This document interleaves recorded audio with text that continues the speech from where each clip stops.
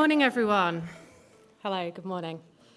I'm absolutely delighted to welcome you all here to what I believe is the third Intelligent Transport Systems UK annual conference that we're hosting again with Interchange. My name is Catherine Whitfield and I am chair of ITS UK.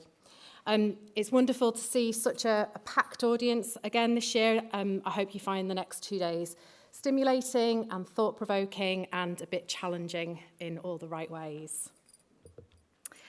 First of all, I want to thank our sponsors this year, AWS, Arup and Snapper Services.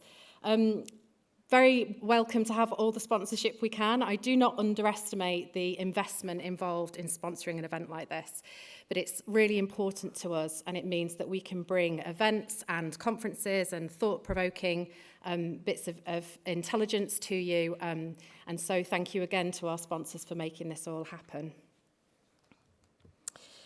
Before we move on to the main agenda today, I just wanted to play back to you some of the things you told us at the end of last year about how you're feeling about our transport technology sector at the moment. You'll see that we did a survey of around about 220 transport professionals back in 2022, and the headline of that is cautiously optimistic. So to break that down a little bit was what you told us in the main is that you're either confident or really confident about the future of our sector. And I think it's quite unusual for a sector to feel such confidence. And so really positive and something that I hope we can support you in capitalising on as part of ITS UK. You also told us that you are concerned about funding, and that's the biggest concern across the sector with around 43%. And that is around funding and also access to the sort of general economic climate. Now, I'm not sure that we're going to be able to solve any of those problems over the next 2 days, although what I will say is that we're welcoming many of the decision makers into this room about funding. So there's a real mixture of people, and hopefully we'll be able to spark some good conversations and some intelligent, thought-provoking things that might help to unlock some of that. So no promises, but let's keep the conversation going. And finally, when we talked about the biggest opportunities, there was a little bit of a split. So what we found was that our public sector respondees, they talked a lot about the integrated national transport strategy and integrated transport in general as being one of the biggest opportunities. And obviously we are all incredibly excited to see the integrated national transport strategy being published, hopefully later this year. But what we're more excited about is the key role that I know transport technology will play in that strategy. So yeah, that's something that's great. For the private sector, people felt that the growth of AI and automation and the digitalisation of transport services, they were ranking the highest at 27% and 23% respectively. Which brings me nicely onto the next 2 days. So as you'll see, we've got a great agenda. I do just want to say thank you again in advance to all of the speakers, to all of the chairs, to all of the contributors, but actually also to the ITS UK team who have done a brilliant job again at pulling together this conference. We know that the ITS UK team is small but very, very mighty. So congratulations to them again on curating such a lineup of speakers. And again, as I say, thank you to everybody that's contributing. You'll see from the slide that we have corralled today's and tomorrow's conference into five main themes: digital transport, intelligent mobility, future roads, freight logistics and maritime, and also safety technology. And the eagle-eyed amongst you will notice that those themes are the ones that form our newly relaunched forums, which Max will be telling you about, and they'll be coming up over the course of the next year. So today's focus is on digital transport and on intelligent mobility, and we're going to bookend the day. So we're going to start off with a launch of our long-awaited report on economic value of the ITS sector. And I'm really hoping that that's something that people take away and are able to use the findings of that report when you're making your own business cases and when you're talking, we talked about funding and some of the constraints around that. Because I do think that it tells a very, very compelling story about the value of our sector and of the work that everybody in this room does. At the end of the day, after we've heard from various keynote speakers, including Patricia Thornley, who is the brand new Chief Scientific Advisor of the DFT, and also Julie Buckley, who is MP for Shrewsbury. At the end of the day, we'll be hearing from our colleague in the DFT, who will be hosting a workshop on the data action plan. And then tomorrow, we'll consider future roads, we'll consider freight, logistics and maritime, and we'll also talk about safety technology. And that includes the launch of Project Root, which again, really exciting. We often talk about skills as being a key challenge in our sector, so hopefully Project Root is going to help us to go some of the way into looking at how we resolve some of those issues. And we've also got a keynote by Helen Dolphin, MBE from Network Rail. So before I hand over to Max, I will encourage you to make the most of the next 2 days. Please get involved. There's various mentees. We're going to have some workshops. You can see there's some flip charts on the table. Please give us your thoughts, give us your contributions, give us your feedback, and engage in the working groups. As I said at the beginning, ITS UK only exists because of its membership. We really appreciate the contributions you all make, and we exist to support you guys in this brilliant sector. So please, let's all get involved and let's make this conference the best one yet. And now I'll hand over to Max.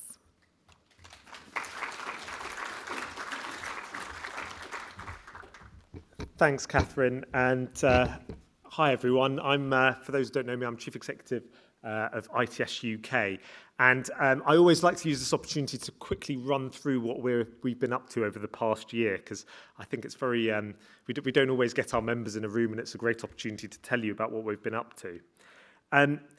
Generally, all the main KPIs for the organisation are going in the right direction, which is what you'd probably want to hear.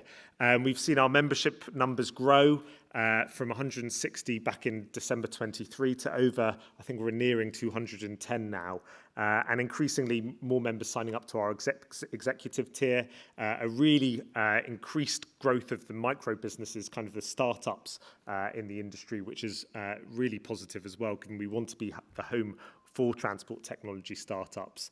And we're generally really pleased to now be over 200, really fantastic news for us.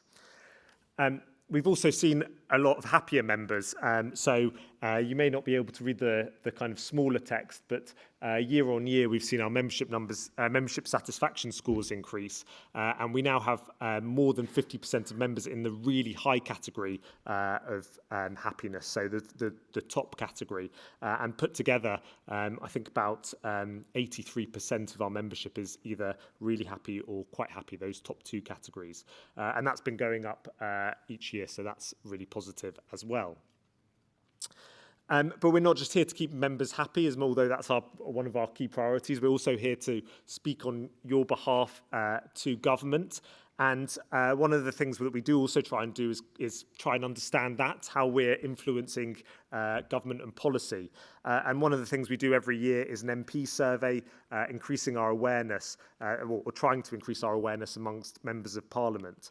And what's really positive is we started quite honestly from a low base after the general election. Not many people had heard of ITS or ITS UK, but we've seen the increase in awareness from MPs go up by about 10%, which is a pretty strong uptick in awareness amongst policymakers. Obviously, it's not the only thing that we want to do of them knowing what ITS UK is, but it's a pretty good indicator of how we're having our voice heard and how we're influencing parliamentarians. And I think that's a real credit to all the public affairs and policy work that we've been up to.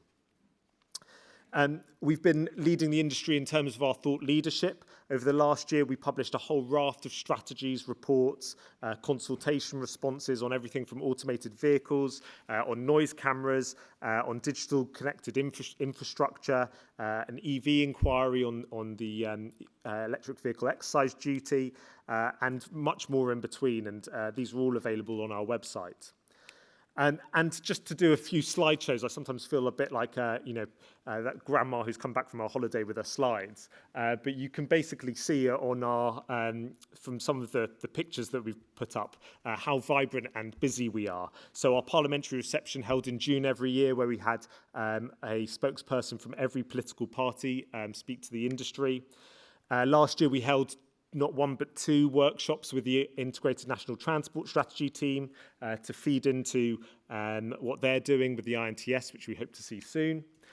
We gave evidence to the Transport Select Committee on demand-responsive transport and the need to look at the VAT regulations around that.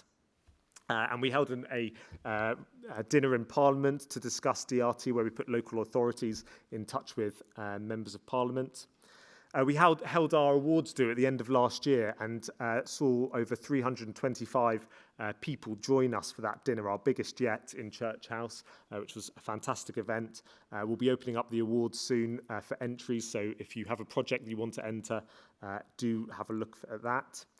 And we've been increasingly engaging with combined authorities. We're very aware of the devolution agenda that is ongoing in England, and particularly how more combined and strategic authorities are going to have more responsibilities. So there we are with Steve Rotherham, the Mayor of Liverpool City Region, but we've engaged with a number of mayors.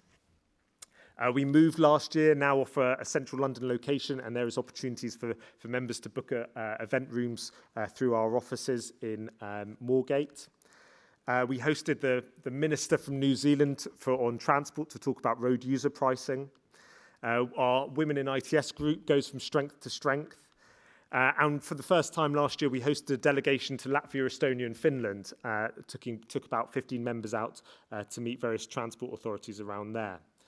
We did our first events at party conferences, and we've had generally quite a busy year, not much break in between all of the events, and certainly for a team of 4 full-time staff and 2 consultants, it's been a very, very busy 25.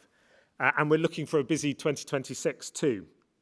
And I'm not going to go into detail on all of these, but there is a lot on the policy horizon which is keeping us busy. Everything from the railways bill to the road safety strategy now produced, local elections, automated vehicle activity, smart data, and a lot of this you'll hear about today. A lot of the presenters are going to be talking about these 2 sessions today and tomorrow, so worth getting involved in some of those. But we are being active in representing you on these issues. Catherine mentioned our new forum and groups. It's worth saying that we've slimmed down slightly our forums from 15 to 5, combining some key topics. It felt like we needed to do this, and the aim is to, over the course of the next year, to have bigger events, one-day annual conferences. I know some people in this room have applied for committees. You'll be hearing back soon. We're going to be going out for election for the forum committees. And we're setting up groups. And just to highlight the difference, the forums are going to be one-day conferences where the groups are going to be action-focused delivery committees. And we think that this is a really good structure for all of our key activities. So there'll be these events coming down the horizon. If you can see the calendars on your table, you can see when some of those events will be in our general events calendar as well. Oh, and speaking of, don't know what my next slide was. So this is on your tables. Do have a look at it. It lists all of our big events coming up as well. And I would love to see you at all of them. So yes, so the call out and the action for today is to join us, to work with us, and to get involved. Sign up for communications. If you don't know about us, we've got a stand outside. If you're interested in getting involved, do speak to us, and we'd love to have a further chat about how we can include you in what we're doing. One small plug, which I'll talk about in greater detail at a later point, but we are looking at a new partnership membership for local authorities who we know are struggling to pay invoices and who where funding is financially difficult. I'll talk more about that if anyone's interested, but that will be published later in the year. And then very finally, I could not do a speech without mentioning the ITS World Congress. If you don't know what it is, come and talk to us. There's also a stand outside. This is the big international event taking place in Birmingham in 2027, and it's a massive opportunity for this industry, for this sector, to showcase the UK on an international platform. So get involved. You can see some of the key things that you can do there. And we have a bit of an interactive quiz, which is quite exciting. ITS World Congress in Birmingham have kindly offered to support with a quiz through the QR code. If you fill it in, you can win one £50 Amazon voucher or two £25 Amazon gift vouchers, so it's worth doing. We'll announce the winners at the end of the conference tomorrow, but their questions a bit about the World Congress. And it's a good way of getting involved and being part of it and finding out more about what they're doing. So if you want to win, we'll pick the winners randomly out of a hat tomorrow.